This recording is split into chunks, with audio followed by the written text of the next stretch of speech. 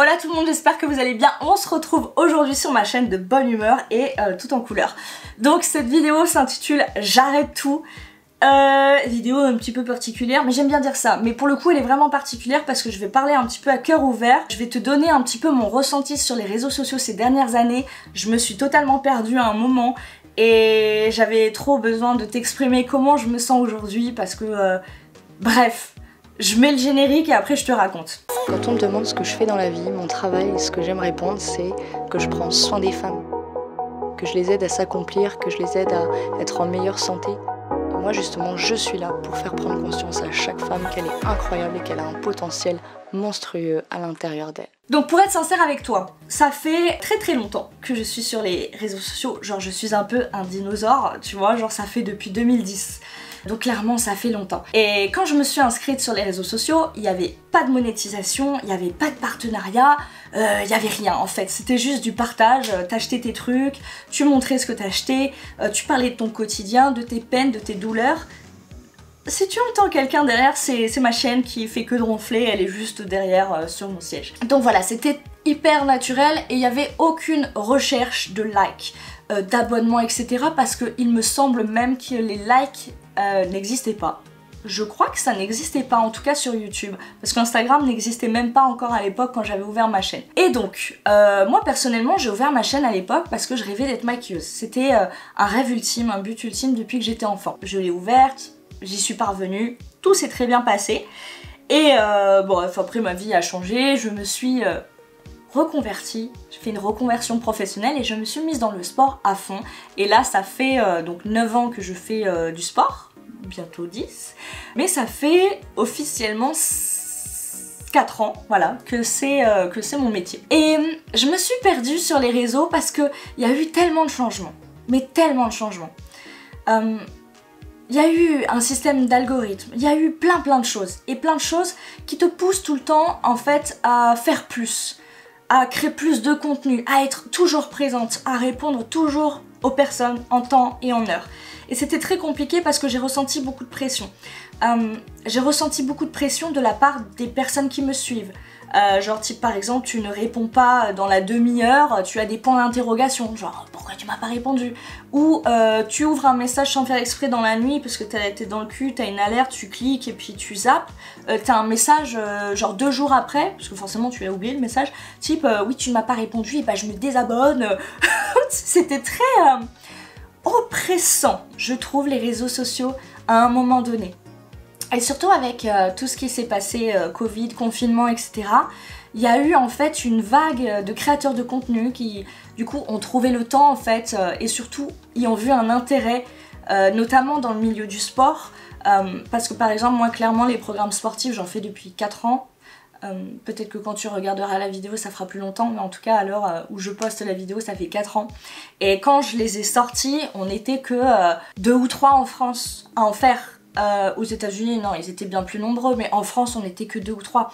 Donc les personnes qui faisaient ça, c'était clairement des personnes qui aimaient ça, qui avaient envie de le faire par passion. Et bien sûr, après, il y a un aspect financier, on va pas se mentir, mais en tout cas, c'était pas que de l'intérêt. Et d'ailleurs, petite anecdote, je me rappelle qu'à l'époque, quand j'ai sorti ces programmes-là, il y a eu une vague, mais vraiment une vague de coachs sportifs qui me disaient, pas directement forcément parce que les gens n'ont pas les couilles, me disait indirectement, en tout cas je le voyais, oui, j'adore imiter les gens, franchement c'est un truc, vous allez voir, j'adore imiter les gens. Oui, c'est vraiment de la merde, les programmes sportifs en ligne, il n'y a rien de mieux que le réel, ça ne sert à rien, et de toute façon c'est inutile, et ça ne marche pas. Ok, sauf que, quand il y a eu le confinement, eh ben, tous ces gens-là se sont mis à créer des programmes sportifs en ligne, se sont mis à faire des vidéos d'entraînement, se sont mis à faire des lives, se sont mis à créer du contenu. Mais pas par envie, plus par au secours, comment je fais? Mon métier n'est plus possible, je ne peux plus travailler en salle de sport, et ben je vais faire comme les gens que je critiquais, et je vais créer des trucs en ligne. Dans ce truc-là, moi, je dirais pas que j'ai perdu ma place, mais je dirais que je me suis retrouvée en fait pendant ce confinement et toutes ces... Enfin, toutes ces années qui se sont passées, je dis ça comme si ça faisait 10 ans, mais non, ça fait quand même plusieurs années là, je me suis retrouvée oppressée et pas du tout dans l'envie de créer. En fait, j'avais envie d'introspection. J'avais pas envie de suivre le mouvement. J'ai quasiment pas fait de live. En plus d'ailleurs, je déteste faire des lives sur Instagram parce que t'as toujours des gens qui s'invitent et tu sais pas tellement d'où ils sortent. Je me rappelle, j'avais fait un live méditation pour voilà, faire une méditation guidée. Et j'étais tombée sur des mecs qui mettaient des coms genre t'es bonne, je te baise, et des trucs horribles. J'étais en sweatshirt, jogging. Et c'était ultra gênant parce que même les filles qui étaient là pour recevoir la méditation, bah lisaient les commentaires. Et clairement, c'était des très mauvaises expériences. En fait, quasiment tous les lives que j'ai fait, je me suis retrouvée avec des personnes bizarres. Et du coup, bref, je déteste les likes. C'était une petite aparté. Pour vous dire pourquoi je n'en fais pas. Mais en gros, j'ai eu envie d'introspection. Sauf que ça n'a pas duré longtemps. Ça n'a pas duré longtemps, pourquoi? Parce que, à un moment, je me suis dit, Vic, là, il faut prendre le taureau par les cornes parce que tu n'en fais pas assez. Je me suis mise à me comparer, en fait, à regarder ce qui se faisait autour. Et clairement, je voyais que les personnes publiaient tous les jours sur Instagram. Et je voyais les personnes qui avaient une chaîne YouTube qui publiaient tous les 2 jours. Et je voyais les personnes qui avaient un blog qui publiaient quasiment tous les jours. Pareil pour les podcasts. Et je me suis dit, moi qui ai toutes les plateformes, c'est-à-dire que j'ai YouTube, j'ai Instagram, j'ai un podcast, j'ai un blog, j'ai une newsletter, je me suis dit, oh, ok gars, faut que je sois sur tous les fronts. Et ça m'a oppressée. Je suis devenue une vache à lait. Clairement, je suis devenue une vache à lait. Alors heureusement que j'ai délégué. Tu vois, genre il y a des articles de blog que j'ai délégués avec des sujets assez simples. Je mettais les grosses lignes, ce que je voulais, l'esprit que je voulais y apporter. Après moi j'étais là, je retouchais, je faisais les corrections. Il y a plein de choses que j'ai déléguées, heureusement. Mais en gros, voilà. Ma marque, donc Victoire, qui est une marque déposée aussi, mais qui est mon prénom, c'est devenu un peu une usine. Et à ce moment-là, j'ai voulu mettre de la distance aussi avec les gens qui me suivaient, donc avec vous, parce que je me suis sentie oppressée.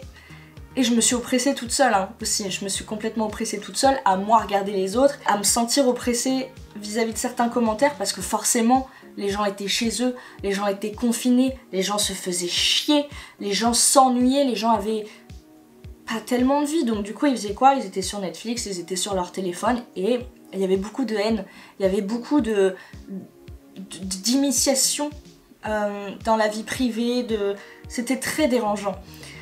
Et j'ai cherché à mettre des distances. Et je me suis mis à créer du contenu plus informatif, tu vois, genre du contenu purement naturopathie. Vu que je venais en plus de finir mes 2 formations, c'était des posts conseils type comment soigner une tendinite naturellement, 5 conseils, pareil sur le blog, pareil sur ma chaîne YouTube, j'ai fait beaucoup de vidéos sur la candidose parce que c'est un problème qui m'a personnellement touchée et dont j'avais envie de parler, j'avais envie de vous apporter des conseils. Sauf qu'en fait, c'était devenu très formel. Et c'était une partie de moi. C'était la partie toujours qui avait envie de donner, qui avait envie d'offrir. La partie intelligente qui va à l'école, qui est très protocolaire. Je sais même pas comment dire ça. Mais il n'y avait plus tout le reste, en fait. Que vous voyez par exemple dans cette vidéo, que vous voyez en story, que vous voyez au quotidien. Donc tout le reste qui est animé. J'étais éteinte en fait de l'intérieur et surtout je n'osais plus être moi-même. Je n'osais plus parler, je n'osais plus m'exprimer, dire ce que je pensais. Je me suis dit ok, je deviens une vitrine et je crée du contenu. Voilà. Ce qui s'est passé, c'est qu'au bout d'1 an et demi, ça m'a clairement dégoûtée de ce que je faisais. Je n'y prenais plus goût. Donc quand je mettais une vidéo genre là, j'appuyais sur ma caméra, je disais allez hop, on va enregistrer. Je le faisais par dépit. Je vais pas vous mentir, je le faisais par dépit. Ça me faisait chier. J'écrivais des sujets à l'avance, je les enregistrais même pas forcément. J'avais pas envie de le faire. En gros, j'avais plus le cœur. J'étais écœurée, un peu comme quand t'es dans une relation où ça fait longtemps, que ça se passe pas bien, que ça stagne. Bah au bout d'un moment, tu lâches l'affaire. Et c'est exactement ça qui s'est passé. Plus l'algorithme et compagnie qui faisait que de chuter, et qui chute toujours d'ailleurs, moi j'ai catastrophe l'algorithme, laisse tomber. Je perdais des abonnés, je perdais de la visibilité, mes vues en story elles ont baissé, je suis passée de 100 000 vues il y a 4-5 ans Non, il y a 4 ans, j'étais à, allez, entre 50 000 et 100 000 vues. Là, il y a des journées où je suis à 8 000 vues. Alors, j'ai 139 000 abonnés sur Instagram. Comment te dire que ça m'a fait très peur, même par rapport à mon business. Parce qu'au final, je suis une entreprise aussi. Je vends des programmes sportifs. Je vends du coaching en naturopathie. Je vends quelque chose derrière. Je suis pas là pour vendre uniquement. Il y a plein de choses que je partage naturellement. Il y a plein de vidéos qui sont pas rémunérées. Il n'y a pas de collab d'ailleurs dans mes vidéos YouTube, etc. Mais en gros, mon chiffre d'affaires il a baissé. Et ça m'a vraiment très stressée. Et il y a quelque chose qui s'est déclenché en moi dernièrement. Mais aussi surtout, en fait ça s'est fait un petit peu petit à petit. Ça a démarré avant l'été, on est en 2022, donc avant l'été 2021. Déjà il faut savoir que l'année 2020-2021, ça a été des années de formation pour moi. C'est des moments où j'ai énormément appris. J'ai fait 2 formations en naturopathie, que j'ai adoré. J'ai fait 2 formations pour devenir prof de yoga, j'ai adoré. C'était du temps pour moi, ok ?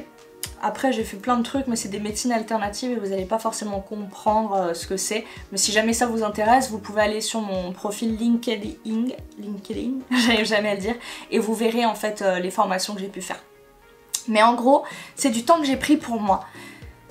Ah bonheur, qu'est-ce que ça m'a stimulé et qu'est-ce que ça m'a fait plaisir de redevenir élève, tu vois. En fait j'étais tellement dans le... Je suis prof, je donne des infos, je suis une autorité, je donne, je connais, je t'apprends, que moi j'apprenais plus rien. Et en fait me repositionner, pas en dessous, parce que c'est pas être en dessous d'être élève, c'est exactement le même niveau que d'être prof, je dirais même que c'est au-dessus, parce que t'es hyper ouvert, c'est génial. Ça m'a stimulé, ça m'a boosté, surtout ma 2e formation de yoga que j'ai fait, Ashtanga Vinyasa, 200 heures.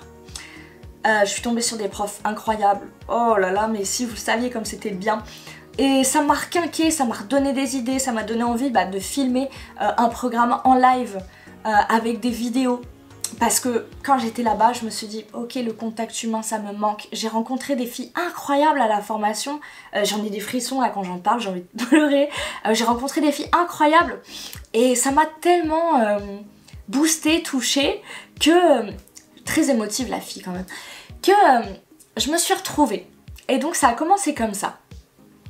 Et à ce moment-là, je postais assez instinctivement et je me prenais pas trop la tête, tu vois. Et j'ai partagé beaucoup de yoga d'ailleurs à ce moment-là. J'ai beaucoup partagé de yoga, j'ai partagé beaucoup de mes flows, de mes inspirations. J'ai donné aussi beaucoup de cours à mes proches, à mes amis. À certaines élèves aussi en naturopathie, je leur ai donné des petits cours un peu gratuits pour m'initier parce que je ne souhaite pas faire payer tant que je n'ai pas l'impression de maîtriser. C'est d'ailleurs pour ça que je n'ai pas encore fait de programme de yoga. Je sais que vous me le demandez beaucoup, mais j'ai besoin de me sentir légitime déjà et ensuite d'avoir vraiment le sentiment de pouvoir vous apporter. Après je sais que je vais vous apporter mais laissez-moi un peu de temps. Parce que quand je vous apporte quelque chose, c'est quelque chose de qualité. Même si c'est pas parfait, parce que personne n'est parfait, et que ce soit un programme sportif ou un coaching, on n'est jamais parfait. Mais laissez-moi le temps, moi, de me sentir maître du truc pour vous donner. J'ai besoin encore de recevoir, de prendre avant de donner. C'était la petite parenthèse par rapport au yoga. Mais en gros, donc il y a eu ça, ces formations. Et ensuite je suis partie en vacances là dernièrement, je suis partie en Thaïlande et il y a eu un truc de ouf qui s'est passé, c'est que j'ai voulu tourner des vidéos pour ma grand-mère en fait en story, pour lui partager un peu mon quotidien. Il faut savoir que ma grand-mère elle est malade et elle est handicapée, et en gros elle est souvent sous médicaments, elle est fatiguée et elle passe pas du tout sa journée devant le téléphone. Et elle aimerait bien parce que c'est un peu le seul contact qu'elle a aussi avec nous, mais voilà. Donc elle a envie de suivre, en gros elle avait envie de suivre ma vie. Mais 24 heures en story Instagram ça passe trop vite, donc elle pouvait clairement pas suivre. Et je me suis dit ok, je vais tourner des vlogs. Je savais pas tellement comment j'allais faire les choses au début, mais j'ai commencé à filmer tous les jours. Et en fait tous les jours à faire le montage à l'arrache, mais totalement sur mon téléphone. Genre en gros je cliquais juste sur toutes les vidéos, je faisais ok, enregistrer. En gros c'était ça mon montage, il n'y avait aucune transition, des fois les vidéos étaient à l'envers, on avait la tête retournée, je ne cutais rien, d'ailleurs il y a des trucs de ouf dans les vidéos, je savais même pas. Mais j'ai balancé les vlogs comme ça en fait au jour le jour. Et au début je faisais un vlog tous les jours. Après au bout d'une semaine en Thaïlande, bon je faisais un vlog tous les 2-3 jours et ainsi de suite. Et elle a kiffé déjà, ça c'était c'était mon objectif principal, donc elle a kiffé, ma mamie a kiffé donc voilà. Et en fait le truc de ouf c'est que vous avez kiffé. Et il n'y a pas eu énormément de vues, tu vois, parce que clairement ma chaîne elle était un peu, enfin elle est toujours en déclin dans le sens où elle existe depuis très longtemps. J'ai fait une pause de quasiment 4 ans sur ma chaîne où j'ai rien publié, j'ai pas été toujours régulière, donc clairement c'est pas une chaîne qui cartonne, tu vois. Mais j'ai vu votre engouement et j'ai vu que ça vous plaisait. Et le truc de ouf c'est que j'ai vu que je pouvais être moi-même, que j'étais pas obligée de faire des trucs de ouf, des montages de ouf pour que ça vous plaise. Et que, en fait, vous m'acceptiez tel que j'étais. Et que limite, ça vous faisait encore plus plaisir de me voir comme ça que d'être formelle. Et j'ai pris une claque, mais une claque dans ma gueule, mais de ouf. Il faut savoir qu'à ce moment-là, j'étais en Thaïlande sur place pour enregistrer un programme sportif en ligne, donc le Booty Burn Live, qui est un programme fessier en live de 5 semaines, donc live vidéo, mais c'est des vidéos que tu peux faire tout le temps en fait. Elles sont toujours disponibles. Et donc j'avais pris mon matos de ouf pour enregistrer, mes super micros à distance, etc. Bluetooth. Et en fait, il faisait tellement humide que j'ai un de mon setup qui a lâché. Et j'ai dû utiliser le micro d'aujourd'hui, donc il y a un micro directionnel. Donc c'est super quand t'es dans une pièce comme ça où il n'y a pas trop de bruit. Mais moi j'ai filmé en extérieur parce qu'il faut savoir aussi que le premier hôtel où on était, je pensais filmer à un certain endroit et en fait il y avait une piscine en plein milieu donc on ne pouvait pas filmer. J'étais douillée totalement. Le deuxième hôtel que j'ai pris, il y avait certains endroits qui n'étaient pas accessibles avec le Covid aux clients.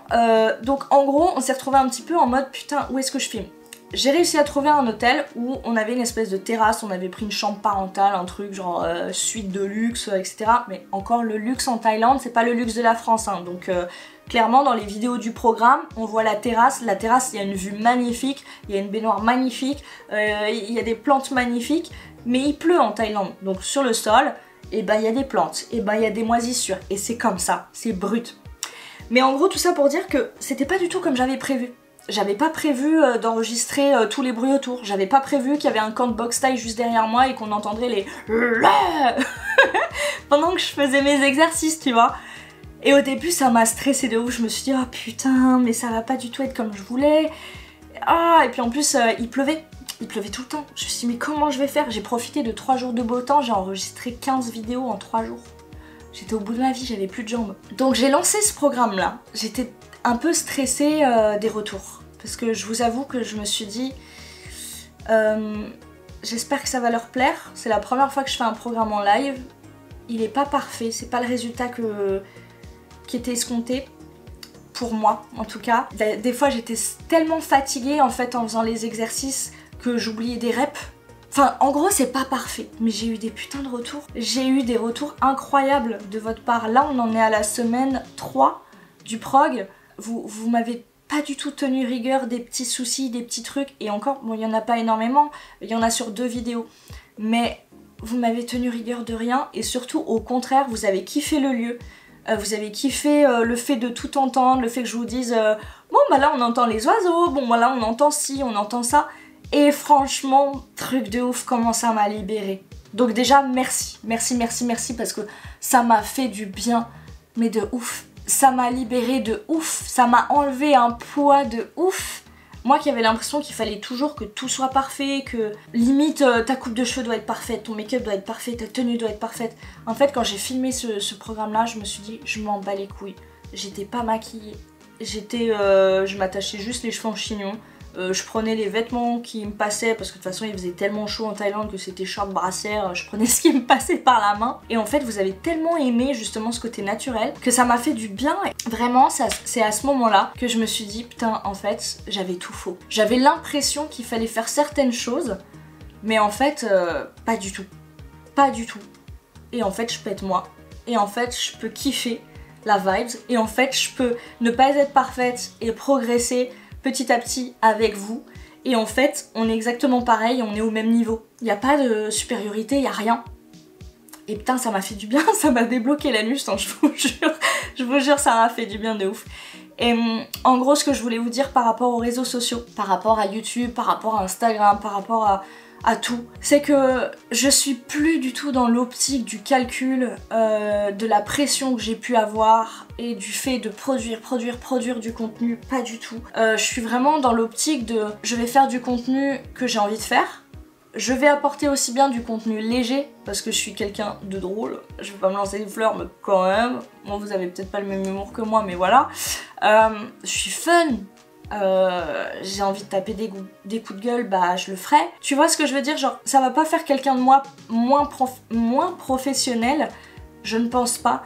Et j'ai juste envie d'être moi en fait. Donc voilà, il y aura moins en fait...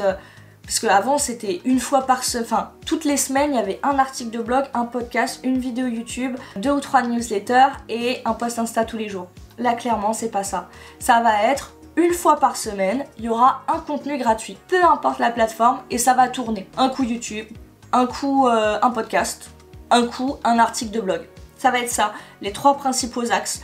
Et après le reste, si j'ai envie de rajouter des vidéos YouTube par-ci par-là parce que je suis trop inspirée, si j'ai envie d'écrire plus de newsletters parce que je suis trop inspirée, je le ferai. Mais voilà, il y aura le cœur. On va dire que je vais créer un fil conducteur avec une base par rapport à ce que vous me demandez, etc. Mais ça sera vraiment à ma sauce. Voilà, je vais m'adapter aussi, hein. Je vais mettre des titres putaclic, je vous préviens. Je vais toujours dire abonnez-vous à ma chaîne, machin. Chose que je ne faisais pas. Je vais jouer le jeu. Je vais jouer le jeu des réseaux. Je vais jouer le jeu de ce qui marche. Ok, ce qui marche, bah, c'est de montrer son corps, c'est d'avoir des titres putaclic, c'est de parler de conseils qui ont déjà été abordés 20 000 fois. Je vais le faire. Mais, je vais le faire à ma sauce et je vais kiffer quand je vais le faire. Surtout, ça va être moi, je vais être moi-même. Mais je voulais vous prévenir que ce contenu-là, un petit peu putaclic, je me suis rendu compte que j'étais obligée de le faire. Parce que le contenu trop intelligent, je dis pas que les gens sont bêtes, hein, pas du tout, mais le contenu trop intelligent, trop informatif, trop je t'apprends des choses, clairement c'est pas adapté aux réseaux sociaux. Ça ne plaît pas. Et ce contenu-là, eh ben je le créerai, mais plutôt dans des formations. Et je créerai des formations, ça c'est un projet que j'ai envie de faire. Donc que ce soit des formations accessibles à tous ou pour les professionnels de santé, par exemple pour les coachs sportifs ou autres, je peux apporter vachement de choses. En fait au niveau de la naturopathie, du yoga, il y a plein de choses à apporter, plein de choses que je connais, plein de choses que je kiffe à donner aux gens, mais ça sera des formations. Sur les réseaux, ça va être moi, donc partage d'expérience, lifestyle avec des blogs, des vlogs, qu'est-ce que je raconte, vidéos informatives mais avec des titres putaclic, avec ce qu'on me demande en fait. Et je vais arrêter de partir dans des trucs farfelus genre comment soigner la candidose intestinale parce que tout le monde s'en bat les couilles. Clairement, tout le monde s'en bat les couilles. Donc je cherche à préserver mon énergie. Voilà, c'est ça à l'heure actuelle. Je préserve mon énergie, je me fais kiffer et j'arrête de passer du temps sur des choses où j'ai pas de retour. Voilà, clairement ça va être, je pense, j'espère, une année d'ascension, mais surtout pas ascension monétaire, pas ascension en termes d'abonnés, pas ascension comme ça, vraiment ascension genre expansion.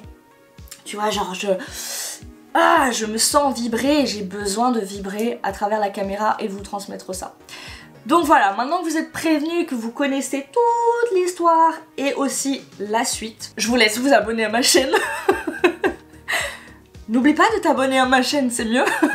Non, faut que j'apprenne à le dire. Il faut que je trouve une intro aussi. Il faut que vous m'aidiez à trouver une intro pour ma chaîne. Genre, hola gringos, muchachos. Je sais pas, faut que je trouve un truc. Hola les petits culs. Mais ça aussi, ça peut être hyper mal perçu parce que moi, j'appelle tous mes amis petits culs. Mais si je commence à dire petit cul sur Instagram, je suis sûre que les gens vont mal le prendre. Ils vont dire, oui, mais comment ça, on a des petits culs? C'est pas parce que t'as un gros cul que... Et puis de toute façon, le tien, il est même pas gros. Bref, j'ai encore imité des gens, faut que j'arrête.